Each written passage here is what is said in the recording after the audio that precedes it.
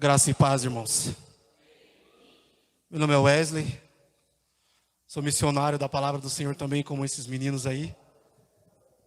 E, para a honra e a glória do Senhor, hoje eu estou de pé perante a face do Senhor. O tempo já se passa, então a gente já vai partir para a palavra. Numa outra hora eu venho contar meu testemunho, que também é bem semelhante aos dos meus irmãos. A palavra hoje, ela se encontra no Evangelho de Lucas, capítulo 19, versículo 10.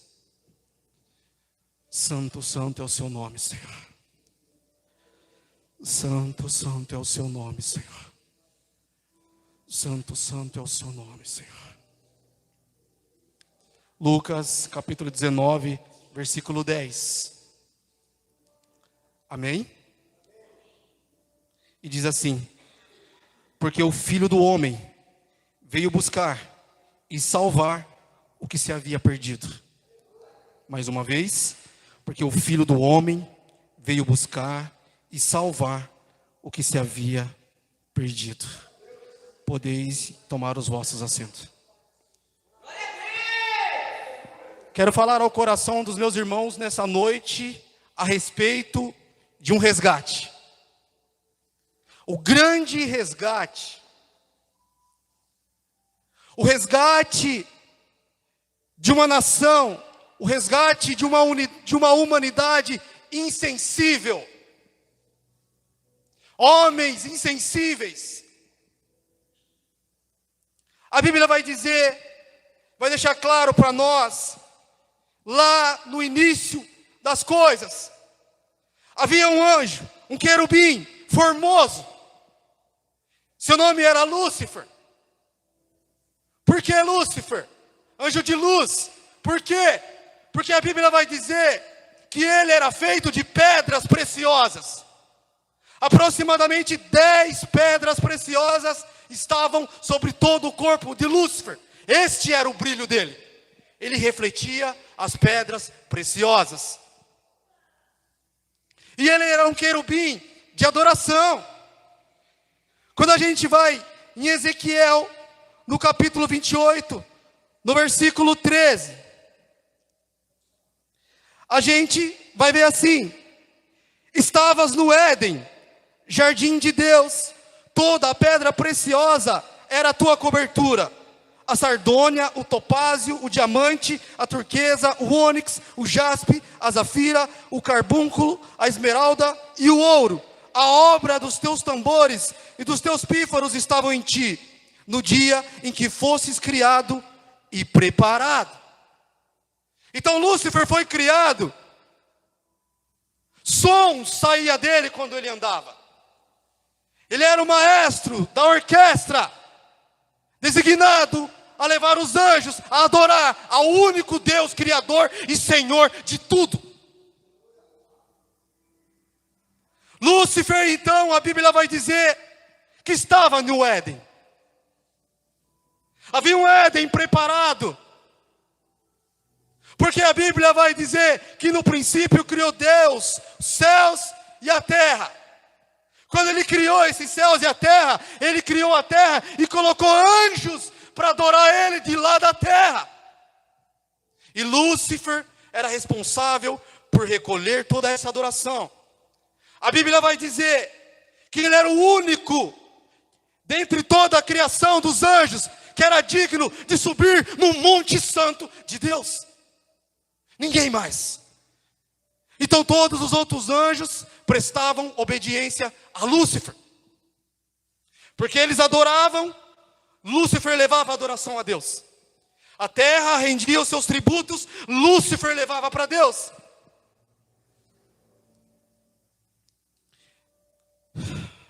É neste momento que começa o pecado do querubim. O querubim o livro de Isaías, no capítulo 14, vai dizer sobre um princípio, que Lúcifer se ensoberbeceu. Em Isaías capítulo 14,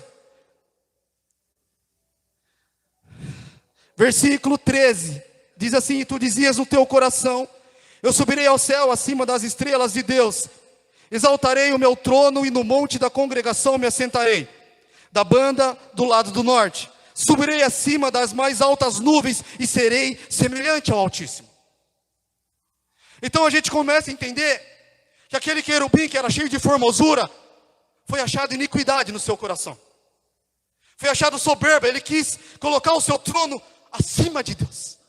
Ele quis ser igual a Deus. A palavra semelhante, ela tem um princípio que diz igual. Em traduções, se a gente for buscar a etimologia da palavra semelhante, também tem igual. Ele quis ser igual a Deus. É quando neste momento, a Bíblia relata que Deus o derruba do seu lugar. Junto com ele arrastou uma terça parte dos anjos. Anjos que tiveram direito de escolha e quiseram seguir o caminho de Lúcifer. A destruição do querubim perfeito.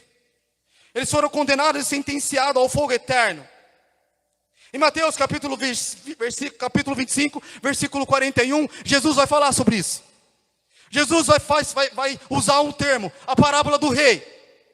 Quando o rei chega e estabelece o seu trono para julgar as nações, ele coloca à direita as suas ovelhas e às esquerdas os bodes. E para os bodes ele diz: apartai-vos de mim, que eu não vos conheço. E vocês irão para o fogo que já está preparado para Satanás e os seus anjos.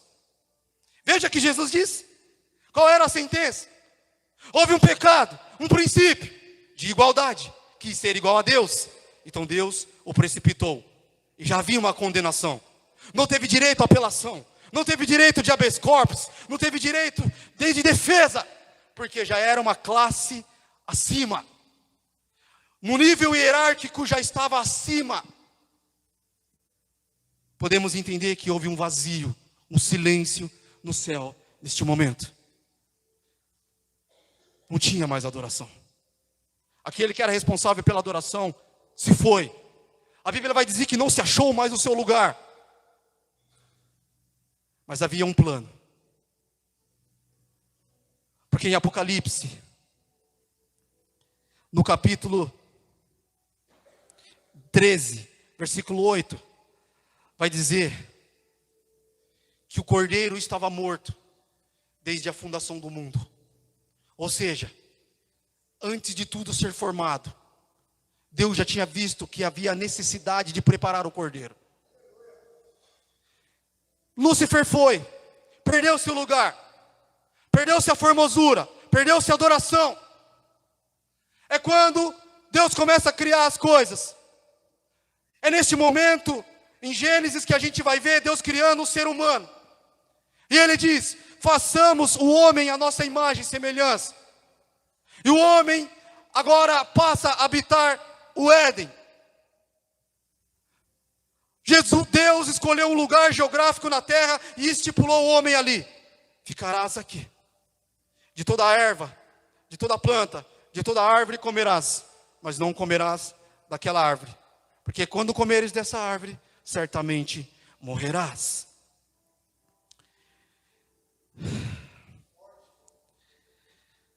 Ainda vai ter intimidade.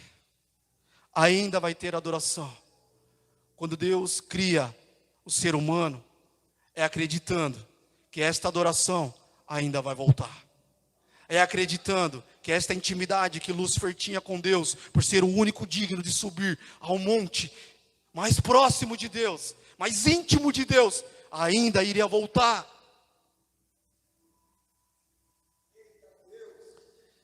Deus termina a criação e resolve pôr em prática o plano de adoração. É quando ele cria o homem. Quando ele cria o homem, Anderson, ele não cria o homem de pedras preciosas. Ele não cria o homem das maiores pedras preciosas.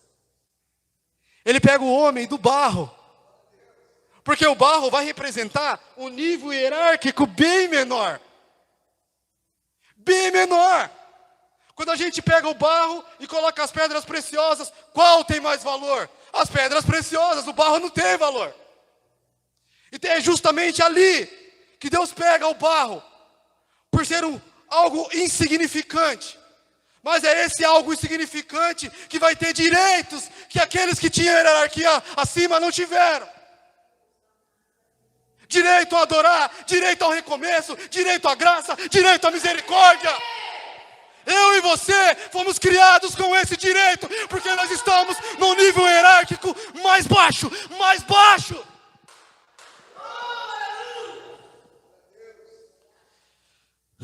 Paulo diz a respeito disso: nós, vasos de barro, fomos criados para que a excelência e o poder seja de Deus e não nosso.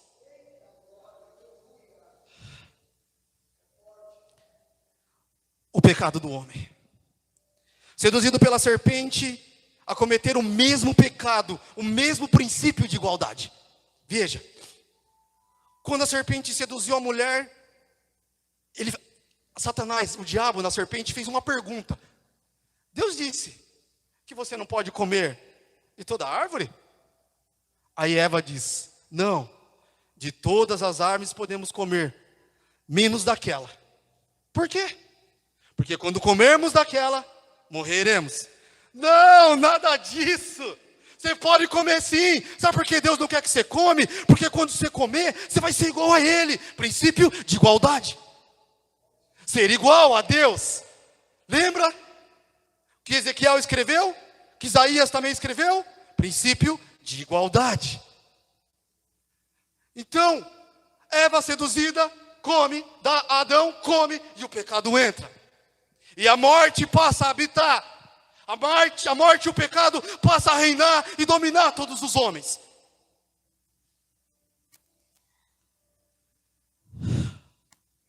Era para tudo ter acabado ali. Se a gente for ter uma visão de um advogado, uma visão jurídica, a gente vai ver que o diabo, o inferno, tinha todo o direito de vencer ali. Porque a acusação era o mesmo princípio, nós não tivemos direito. Mesmo princípio, nós fomos condenados. O plano era esse, condenar ali, acabar ali. Mas como era feito de um nível hierárquico bem menor, de algo insignificante, veio algo sobre eles que os anjos não tiveram: a graça. Por causa da graça, o Senhor ainda continuou acreditando. Gênesis capítulo 6, a destruição de tudo que fora criado. Mas por causa de resgate, Deus acha graça em Noé e poupa 8 almas para dar continuidade ao plano de resgate. Para a gente ganhar tempo, não vou dar ênfase muito aí, porque as horas se passam. Em Gênesis capítulo 12, no versículo 3, é quando Deus chama Abraão: Abraão, eu tenho um propósito para você. Eu tenho uma proposta para você, Abraão. Eu quero resgatar novamente a intimidade, Abraão. Eu quero resgatar o que se perdeu lá atrás, Abraão. Então eu farei de você uma nação que vai me adorar. Farei de você um povo que vai ser sensível à minha voz. Farei de você, Abraão, uma geração, uma nação que vai ser só minha, dedicada somente a mim, Abraão. E através de você serão benditas todas as famílias da terra. Então Abraão, nós sabemos, ele sai. E ali começa um plano de resgate. Meus irmãos, quando a gente vai acompanhando o desenrolar da humanidade, a gente vai ver que Israel muitas e muitas vezes teve intimidade com Deus. E quando ele teve intimidade com Deus, prosperou. Quando teve obediência às leis, os mandamentos e os estatutos do Senhor, prosperou. Mas a Bíblia vai dizer também que muitas vezes, Anderson, Ricardinho, Claudinei, irmãos, muitas vezes o povo que era escolhido, o povo que estava fazendo parte do plano de resgate, aquele povo que Deus estava investindo tudo que ele tinha, todas as fichas, eu aposto nesse povo, era esse mesmo povo que do nada virava as costas. Era esse mesmo povo que ao mesmo tempo era sensível, já não era mais sensível, passava a ser insensível. Adorava outros deuses, cultuava outros deuses. E isso entristecia e trazia a ira de Deus sobre o povo. E o povo perecia. Tempo se passava e o povo perecendo, quando o povo chorava e clamava e se lembrava da intimidade, Deus, pela graça, pela misericórdia, voltava o seu rosto e brilhava sobre eles. E eles prosperavam de novo e venciam guerras e iam adiante. O tempo foi se passando. Meus irmãos,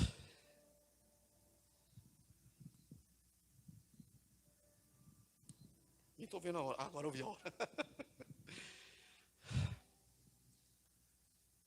Falando de povo insensível. Quantas vezes eu e você somos tão insensíveis a ponto de deixar de lado aquele que é o autor e consumador da nossa fé.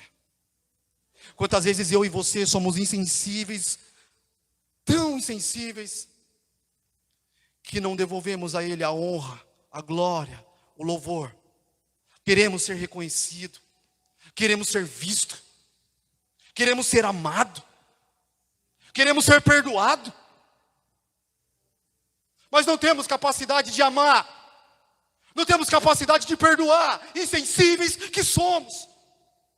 Coração duro, pisou no meu calo, não perdoo.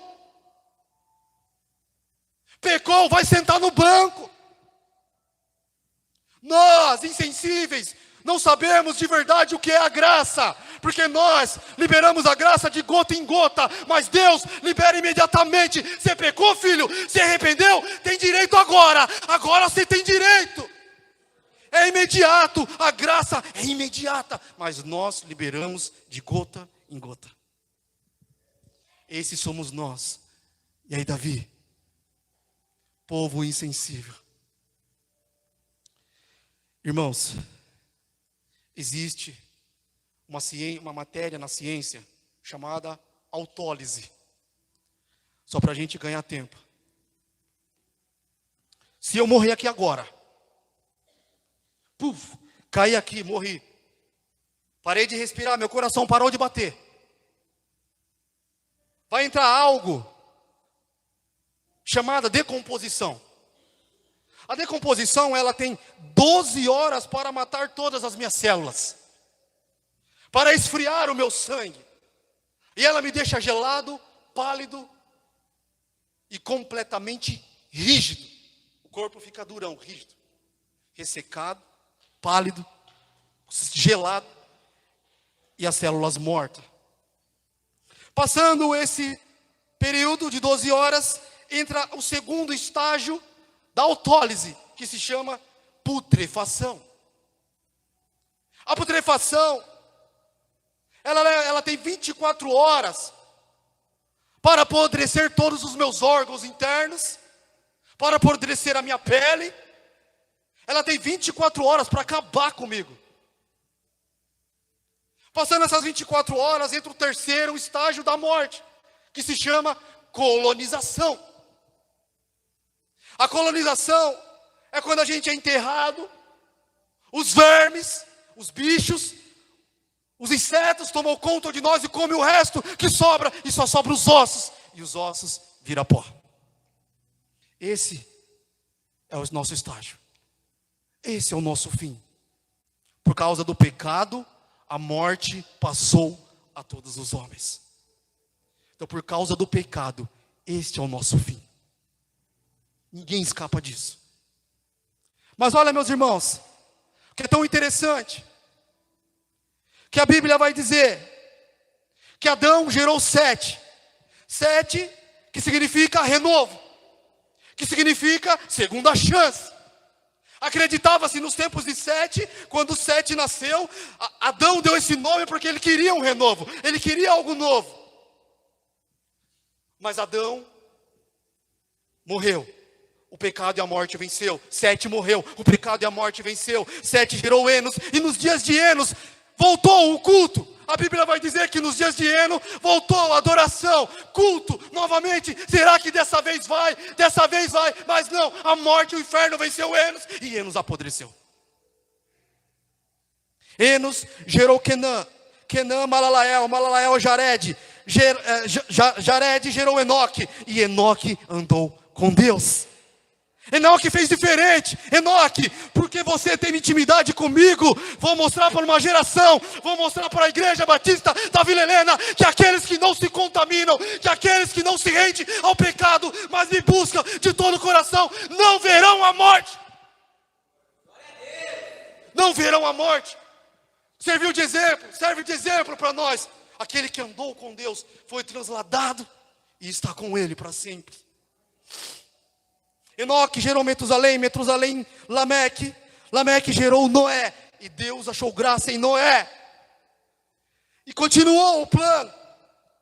Noé de Sem gera Arfajade, Arfajade gera Gelá, Gelá a Eber, Eber a Peleg, Peleg a Reu, Reu a Serug, Serug a Naor, Naor a Terá, e Terá gerou Abrão. Agora vai, agora meu amigo, agora eu acredito, agora vai.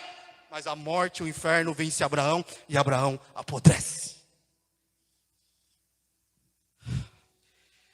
De Abraão vem Isaac, de Isaac a Jacó, e entra Mateus no capítulo 1, inspirado pelo Espírito Santo, e ele vem e diz, capítulo 1, versículo 1, geração de Jesus Cristo, vindo de Abraão, vindo de Davi.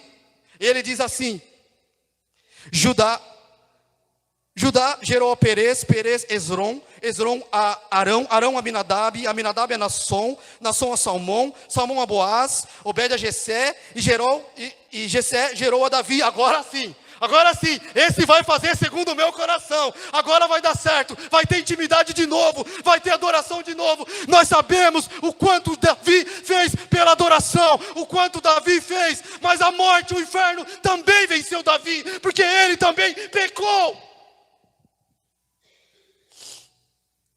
E a morte e o inferno vence Davi, e Davi vai para a sepultura e apodrece.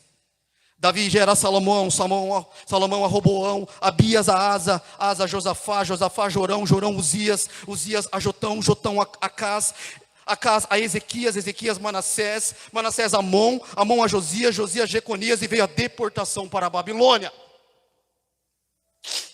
Depois do cativeiro, Mateus continua dizendo que Jeconias gera a Salatiel, Salatiel a Zorobabel, Zorobabel a Abiúde, Abiúde a Eliaquim, Eliaquim a Azor, Azor a Zadok, Zadok a Aquim, Aquim a Eliúde, Eliúde a Eleazar, Eleazar a Matã, Matã a Jacó, que era pai de José, marido de Maria. Mas a Bíblia diz em Gálatas capítulo 4, que completando a plenitude dos tempos, Deus enviou seu filho, nascido de mulher, sobre a lei. Para quê? Para quê? Para colocar em prática o plano de resgate. Veio Jesus, Ele vem. Jesus colocou em prática aquele que Apocalipse revelou e disse que o Cordeiro já estava morto desde a fundação do mundo. E esse mesmo versículo, Anderson, é tão interessante que a Bíblia vai dizer que até aqueles que não estavam escritos no livro da vida, até esses, por esses também o Cordeiro morreu. Até por esses. Então todos teve direito de ser beneficiado pela morte do Cordeiro, desde quando foi criado o universo. Irmãos, veio o Salvador, o mataram, crucificaram, porque era necessário. Se não houvesse essa morte, nem aqui nós estaríamos. Era necessário que o Cristo padecesse, fosse morto, entregue nas mãos de pecadores, e ressuscitaria ao terceiro dia. Agora, meus irmãos, para encerrar, voltando para a autólise a respeito de Jesus. Jesus é colocado no sepulcro. Nós não temos ferimentos no corpo. A ciência vai dizer que pelas chagas de Jesus, a decomposição demoraria talvez até 1 hora para matar todas as células de Jesus, porque o corpo já estava completamente deformado. Isaías vai dizer: não havia formosura para que pudéssemos desejar. Ele foi moído, transpassado pelas nossas iniquidades. Não havia nada em Jesus, nem figura humana, irreconhecível, despido, humilhado na cruz, por causa de mim e de você, para resgatar eu e você. Imaginemos agora a morte, dando uma ordem para decomposição. Vai, decomposição, entra lá no túmulo. A decomposição chega, olha para Jesus e para. E espera. A morte pensa assim: bom, 12 horas, vou dar um rolê ali, daqui a pouco eu volto ver como que está Jesus. E a decomposição não toca no corpo. Aí a morte volta. E aí, decomposição? O que aconteceu? A pele está rosada, está circulando sangue, as células estão vivas. O que aconteceu, decomposição?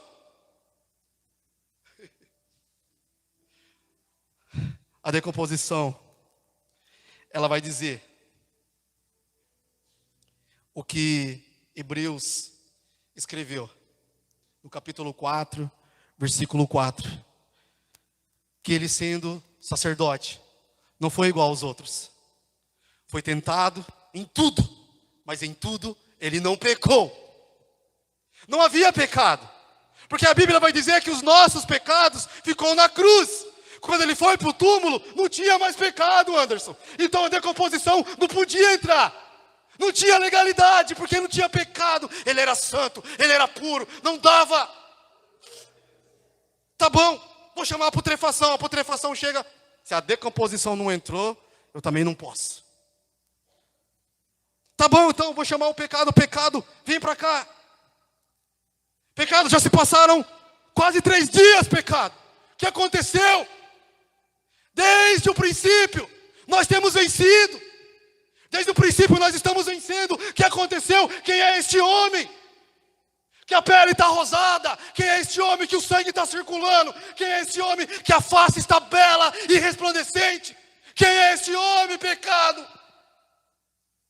O pecado vai ter que declarar: não dá, em tudo eu tentei, mas ele é santo, ele é santo, ele é santo, ele é santo, ele é santo, santo, santo. O pecado vai ter que declarar: ele é santo.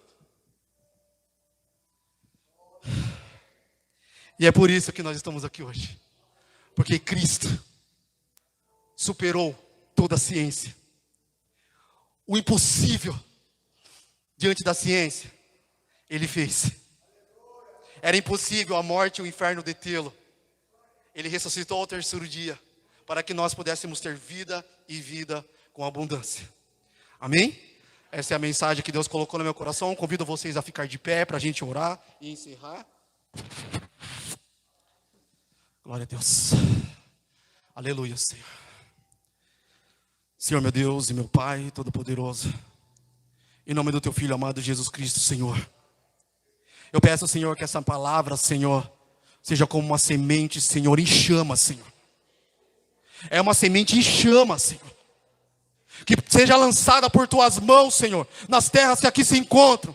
Onde houver terra seca, Senhor, improdutiva, onde houver terra seca como palha, seja queimada nessa noite, seja incendiada pela Tua palavra, pela Tua presença. Ó Senhor meu Deus, o Senhor nos resgatou para que tivéssemos vida. Então nessa noite, onde houver alguém aprisionado nos seus pensamentos, aprisionado na enfermidade, aprisionado na depressão, aprisionado na droga, no álcool, hoje, Senhor, pela liberdade que nós temos em Ti, liberta cada um de nós, para que possamos, Senhor, estar preparados e prontos para o grande dia. Deus querido, Deus amado, a Ti rendemos glória, a Ti rendemos honra. O Senhor é digno, o Senhor é santo. Nós Te louvamos, Senhor, na beleza da Tua santidade. Maravilhoso és, Jesus, Rei dos reis, Senhor dos senhores. Nós estamos aqui, Senhor, porque somos dependentes da Tua tua graça, dependente da tua misericórdia. Resgata-nos, Senhor, todos os dias, para que possamos estar perante a tua face, reto, íntegro. Ó Senhor meu Deus, obrigado por essa noite. Obrigado, Senhor. Obrigado, Senhor. Ó Senhor meu Deus, muito obrigado. Aleluia, Senhor. Aleluia. Nós te louvamos e te bendizemos. Agradeço a oportunidade em nome de Jesus.